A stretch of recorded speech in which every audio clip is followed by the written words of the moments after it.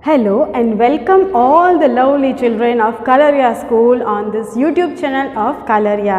I am Chudasma Priyanka will be enlightening you with the science subject NCERT. Today we will be learning of chapter number 5, that is coal and petroleum. So let's start with the chapter. We know that we are surrounded with so many things, and we are knowing that some of the things which are present around us are natural also, and some of the things are made with the man's effort also, means they are man-made. So let us see and classify that are all the things available in the nature or made by man are present for unlimited time to us, or it is having some limitations. So let's classify these things. We are having a table in our textbook. If you will see that we have table activity 5.1. Over there we have to identify the things in two columns. First is natural one and the other is in the man-made one. Now if you will be looking around yourself, you will see that there are so many things around you, like you have the air, you have water, you have land, that is soil, you have the mountains, trees, plants, so many things which can come in the natural portion, and you have the other things also. For example, just now you can see behind me you have the blackboard, in front of you you are having the camera or you are having the mobile. All these things are man-made materials. Now let us see that can all the natural sources which are present in front of us is having some limits or not. For that, in science we have some terms given to these things. Now what are that terms? Let us find out. You can see behind me there are two terms written and mentioned over there. They are having differentiation between them. Now what is this? First one is the inexhaustible natural resource. It does mean that inexhaustible, it word itself says inexhaustible, means I am not going to finish. Okay, so in means not going to and exhaust means going to finish. So it says that I am not going to finish at any time. Thus it is called inexhaustible natural resource. On the other hand, we have exhaustible natural resources, means the things which are present in the nature but they are going to finish at one time. So they are known as exhaustible natural resources. Now you would be having some queries in your mind, of course, that what are these things that are going to finish and that are not going to finish. So let's classify these things and let's understand what they are actually. So here come with the first point for the inexhaustible natural resources. We have unlimited quantity in nature. Yes, the things which are in a huge abundance in the nature, they are going to be as it is for the long lifetime, and thus they are known as the inexhaustible substances. Now over here on the other hand, you can see the first point that says limited quantity in nature, means it is up to some limit only. We cannot use it for 4 generations or next generations because it is limited for us. Okay, we have the second differentiation between all these two things is not likely to be exhausted by human activities. Clearly mentioned, because we only, the human beings, are the present creature on the earth who are using all these things on a huge amount and continuously without thinking about the next generations too, isn't it? Yes, of course. So it is said here not likely to be exhausted by human activities. So whatever you do, whatever the activities that you perform, but these things are not going to finish, means they are inexhaustible natural resources. On the other hand, we have can be exhausted by the human activities, means if you will be acting more, you will be utilizing these things on more often, you will be getting zero because you will be having less of these things. You have limited of these things present in the nature, so you will be getting a number of the less portions of these things. So at one moment you will be having no amount of the present things which are over there in the exhaustible natural resources, isn't it? Now the examples. Let us look at the examples. What are the examples for this?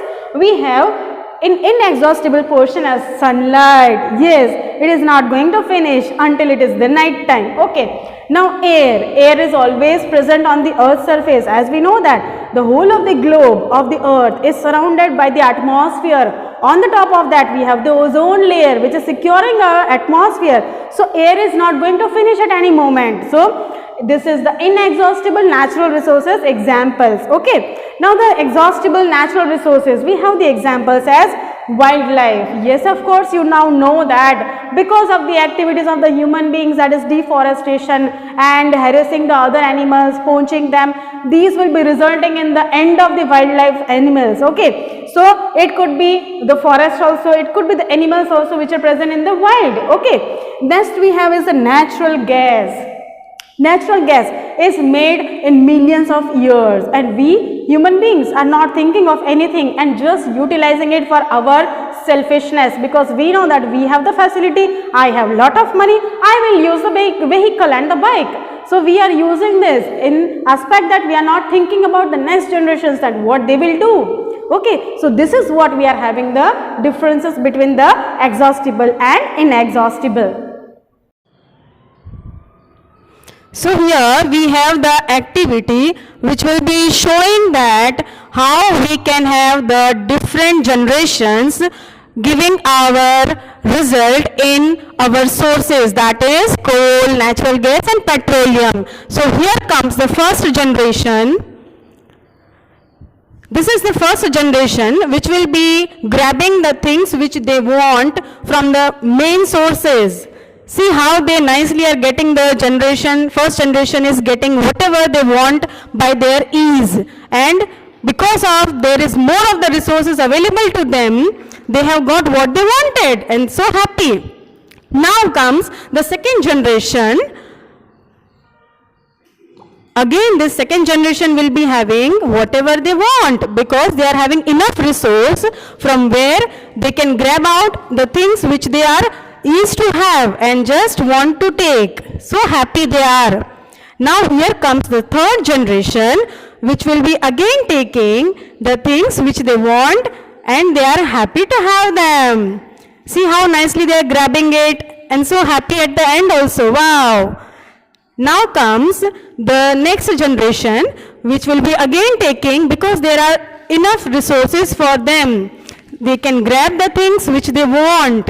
It is very easy for them and they are so happy again. Here comes the next generation which will be showing that they are also happy because they have enough of the resources which they can take by themselves. Whatever they want, they can grab it out. Yes, they are also feeling so happy of that.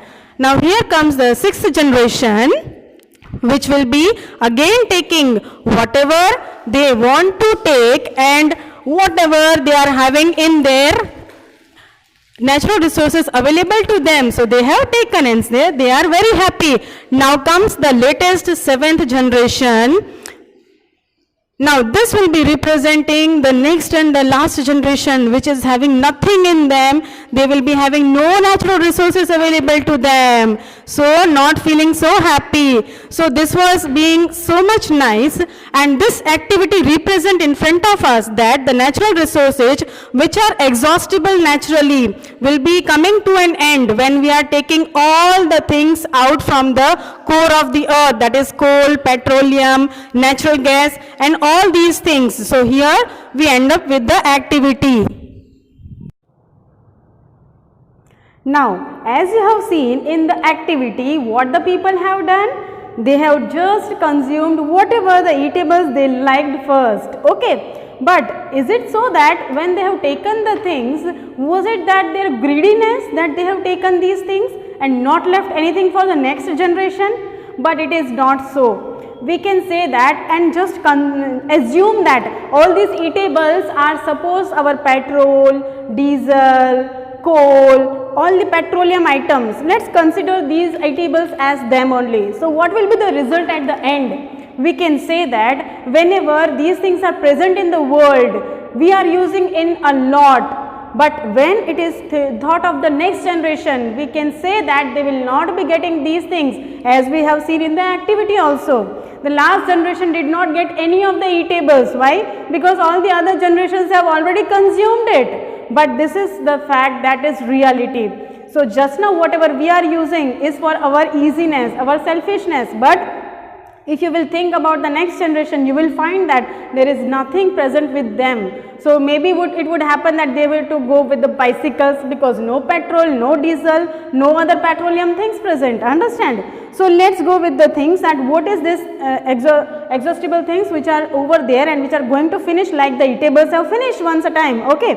So these things are exhaustible natural resources which are going to finish at one time. Now what are these? We have taken the examples as the coal, petroleum and the natural gas. In this chapter we are going to enlighten you with these three topics mainly, that is coal, petroleum and the natural gas. Now what are these things actually, what they are made up from? Okay, so these are made from the dead remains of the living organisms. Now you can think that when the living organisms are dead, they will be buried under the soil. If they are not buried, they will be just kept in the surface of the earth. But after some time or some decades, what will happen? On them the dust will be there, some flooding will be there, some trees will be falling on them, and all because of these things, what will happen to these body structures? They will be going deep into the soil, and thus they will be forming the substance that is called the fossils. Now what are these fossils? The dead remains or the dead bodies, when they are buried under the soil, they will form the fossils. Now because of these fossils, as a result we will get the fossil fuels, okay, you know that things. Now these fossil fuels are the things which we are getting in the form of the coal, petrol and the natural gases, okay. So petroleum and coal and natural gases are nothing else than these remainings of the body, understand. So these are the fossils which are constructing the things, that is coal, petroleum and the natural gas. It means they are the fossil fuels only, okay. So let us study the first exhaustible natural resource, that is the coal. So what is this coal? Let us find out. It is hard as a stone. You can see the picture given over here on your screen. You can find that what is the coal. It is very hard and black in color. The color is also visible to you people. It is very dark in color. You would not like to touch it also, okay. So that is what the coal looks like and how it is, okay. Now what are the uses of this coal we can have in our lifestyle? Now it is used in the cooking of the food. See, this is the olden time when I am talking about, when people were using the coal for the purpose of cooking purpose. For what purpose they were using it over there? For heating. In the chulhas and the sagris they were using it for the heating purpose. Because of the heat of the coal, they were cooking the food very nicely. Now in the olden times also, in the railway engines also it was being utilized. You must have watched some of the old movies, so many movies are there where the trains are shown with the engines where the coal is being immersed inside the engines. So this was the olden time where the coal was used in the railway engines also, okay. Now next one we are having is the thermal power plants. So in the recent time also somewhere we are using the coal for this purpose. When the heating is done with the coal, it is giving or liberating more of the heat. Because of that we are using it in the thermal power plant. Next usage is as a fuel in the various industries. See, some of the industries are still over there who are using this coal as a fuel, because it will be liberating more amount of the energy in the industries which is utilized for them at low cost, and high energy is beneficial for the factories. So they are utilizing it over there. Now let us see the story of the coal. Here Paheli is asking that where the coal came from and what is its story. So let's find out and have the story of the coal. The story of coal, how it was formed. About 300 million years ago, the earth had dense forest in low-lying wetland areas. Due to natural processes like flooding, other processes like the earthquake, storms, these forests got buried under the soil. These processes have led the plants and the trees of the forest to have the uprooting, and then these have started burying under the soil. Slowly they were uprooted and then they were buried under the same soil of the forest. So see what will happen to them. these plants are uprooted. Now they are on the soil of the forest. So these plants were covered. Now as more soil will be deposited over them, they were compressed. Now see what happens. This will not happen suddenly. It take long time for that. So after long time of uprooting of all these plants, slowly these plants were having the deposit of soil over them. So what will happen? Slowly they were being deposited with the soil and they were buried under the soil. See, this is how the soil was deposited on them, and then slowly they were having the temperature also rose over there, and they sank deeper and deeper because of the pressure of the soil, air pressure, atmospheric pressure. They were just buried under this high pressure and high temperature. Dead plants got slowly converted into the coal. Now what will happen? This is how the pressure was applied to it, and then slowly they were having the pressure of the air, pressure of the soil, even the gravity also worked over there. And as it was the forest area, there were no other people who were going over there. So after so many years, more of the pressure was being applied on it, and then after some time, means after about 300 years, million years after the digging of this, burying of these plants, people have started digging over there. So when we started digging, we found that it was just a land, nothing else was there. But as we started taking out the soil from there, we found something black in color. Now what is this black in color? By taking out or digging the soil, we found these pieces of the coal which are black in color, very dark black. See, you can see these pictures. Over here we have the coal. As coal contains mainly carbon, the slow process of conversion of the dead vegetation into coal is called carbonization. So this process of converting of the plant into the coal is known as carbonization.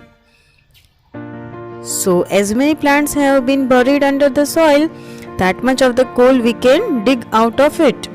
But that will be after 300 million years will be taking to construct this. Under high pressure and high temperature it will be constructed. It is not one day task. Now since it was formed from the remains of the vegetation, coal is also called a fossil fuel. Okay, so these are the remains of the vegetation. Vegetation means what?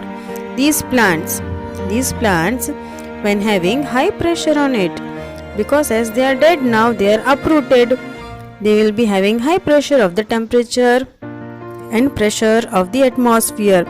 The soil will be giving the high temperature and pressure, and thus they were converted into the coal. These coals are black in color, and as we have studied, they are hard as stone and black in color. So here we have seen the story of coal, which was about 300 million years ago.